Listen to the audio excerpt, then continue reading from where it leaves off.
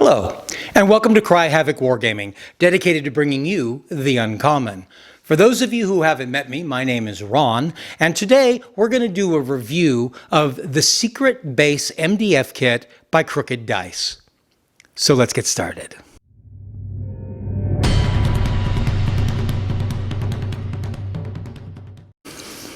Some time ago, Crooked Dice came out with an MDF kit designed to enhance their paper set designer. That was a PDF that was designed to create walls for the backgrounds for Spyfy gaming.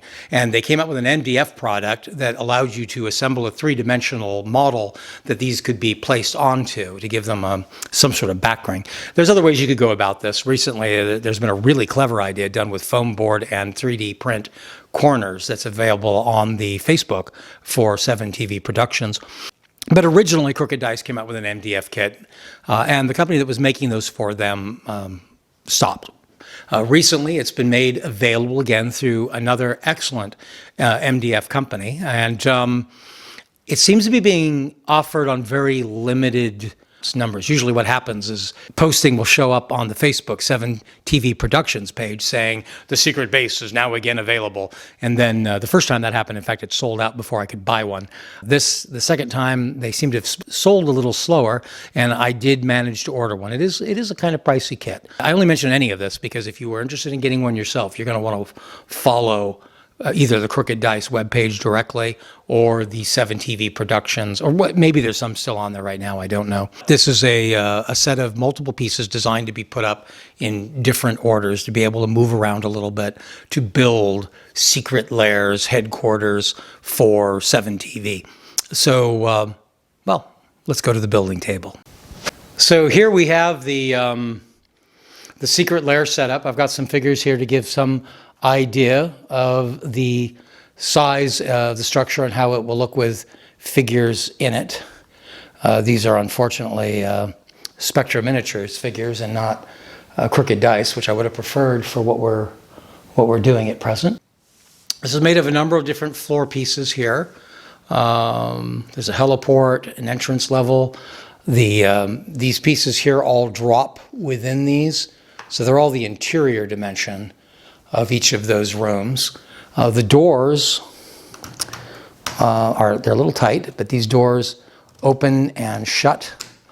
Kind of a neat little feature that was unnecessary, but a nice little added touch. I don't know if you can see the design that's on here. They're rastered with a sort of science fiction looking door image on them, which when they're painted is going to look really nice, I think. The kit went together pretty straightforwardly. It's all sturdy. What is this, the 2mm, I think, MDF that's commonly used in Britain. My favorite, actually. I wish we did more of that here. Let me show you an interior wall. These little corner sections and the T intersections, they all have these little lips on them. So these walls don't just line up against each other, but they kind of lock into position. I don't know. I kind of suspect in time this is going to get, with use, that's going to get slicker and start slipping apart more than one wants. But still, it's a pretty clever idea. They're not just laying pressed up against each other, which is what I sort of expected. Nice kit, easy put together, good parts, good use for a number of different games. Only issues I mentioned the doors. These doors are a little tight. In fact, some of them wouldn't go in at all. So you need to sand either edges of those to make them fit. Not particularly difficult, but possible. You may also notice these rooms are all different sizes and shapes. The board isn't as readjustable as I would have preferred. Even these door pieces, there's, There's 6 different doors, and only 2 of them, this one and this one, are the same dimension, the same length. The others are different lengths, the different rooms are different sizes, which ends up making your ability to reconfigure it in different forms a little more difficult. I wish it had been a little easier to adjust into different type buildings. I don't think that's insurmountable. I believe that one more kit, and I'm probably going to do that one more kit would allow you to be able to do a full table just of rooms and give you more options for mixing and matching pieces to change the rooms out to the way you want them. But even as it is, the basic kit, just as it comes out of the box, builds this 2x2 table. I should probably also mention there are extensions available for the building. I don't have any of those yet, but there is a set of jail cells, and those are designed to attach right in. They have the same mechanism. They have a little bit of this floor, and they have these legs on the end, or no, they're hollow like these. So they can slide right into these walls here and add to it. There is a firing range, and just recently they came out with a round office or control room or the evil master's lair. As I said, I don't have any of those products yet, so I don't have those to show you, unfortunately, but they are up on the Crooked Dice webpage. That's the product. Let me actually show you one of the walls too. You'll see these walls are, they're little boxes, basically. So they're very, very sturdy. They were very easy to assemble, however. And with the Set Designer PDF, it's been geared around that. So you can print those out and then glue them over these surfaces to give you the final look you want, or you can just paint them and make them for whatever you want, or use them in any way you want. Then fill them with the various resin pieces you can get from Crooked Dice, the lockers, the cots, the safes, the office furniture, or any other manufacturer out there doing the 28mm and 32mm figures.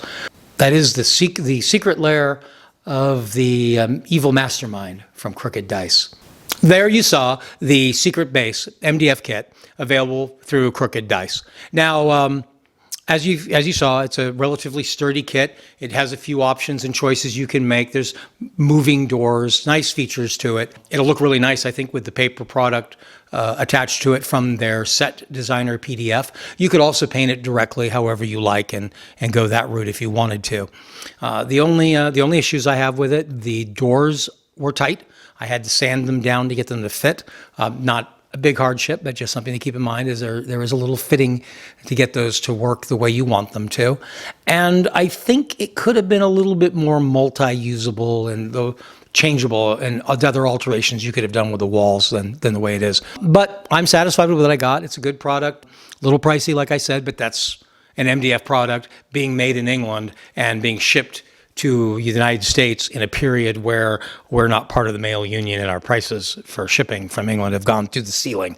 So not really Crooked Dice's fault there at all, or for that matter, the company that is actually making these. And I might as well give them a shout out too, because it's Warbases, excellent MDF company that I do a lot of business with on my own and on their own right. I only know this because when I got the box, it came from Warbases, not from Crooked Dice.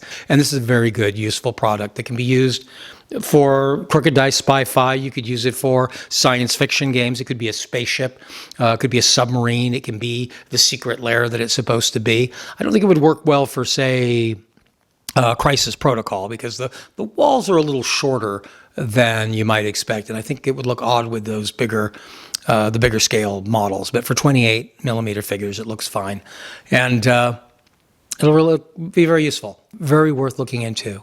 If you found this interesting, this video, if you enjoyed what you saw, if you have comments about this kit, or if you have the kit yourself and would like to make comments about yours, go ahead and put those in the comments down below. If there's any other content you're interested in seeing us follow up with or discussing here on Havoc Wargaming, go ahead and put that in the comments as well. If you've enjoyed the video or got anything out of this or found this product interesting, go ahead and hit like. And if you'd like to continue to receive notifications to give you gaming advice that might help you save both time and money in your wargaming hobby, then go ahead and hit subscribe. Until next time, cheers.